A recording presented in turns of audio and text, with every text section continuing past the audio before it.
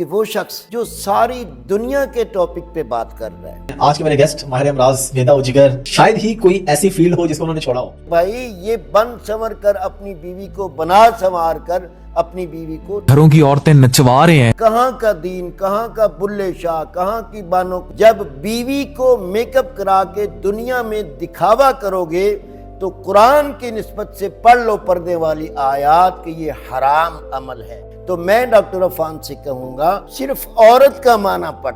عورت کا معنی ہے چھپی ہوئی چیز. داڑھی بنانے لگی ہے، بیوی کو دکھا رہے ہیں اور ہر اینگل سے دکھا رہے ہیں، بیوی کو دکھا رہے ہیں اور ہر اینگل سے.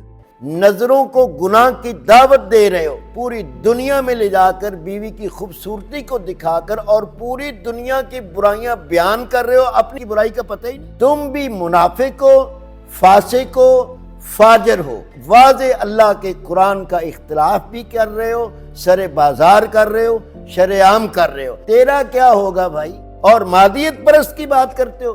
یہ بیوی دکھا کر تم کیا کما رہے ہو؟ مادیت پرستی نہیں ہے. دوسروں پہ فتوے لگانا کب جائز ہوتا ہے؟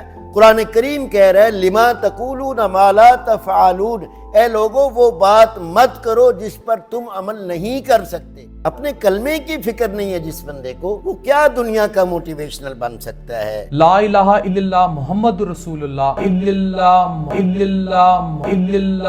لا الہ الا اللہ محمد رسول اللہ. جو آج دین کا ٹھیکیدار بن کے بیٹھ گیا کہ مجھ سے بڑا دنیا کی اصلاح کرنے والا کوئی نہیں. دین، معاشرہ، تہذیب، تمدن، ادب، حکیم رگڑے لگا لگا کے اس بندے نے نہ بس. اب ڈاکٹر ہوں نا میں، جا کے پی ایم ڈی سی میں میرا ریکارڈ دیکھ لیں، سب پڑھا ہوا ہے، ٹھیک ہے. حکیم کی کیا کریڈیبلٹی ہے اس ملک میں؟ کہاں ریکارڈ پڑھا ہے مجھے بتا دیں. حکیم کی کیا کریڈیبلٹی ہے؟ بس یہ دیکھو بچے پڑھ رہے ہیں کلمہ لا الہ الا اللہ الا اللہ.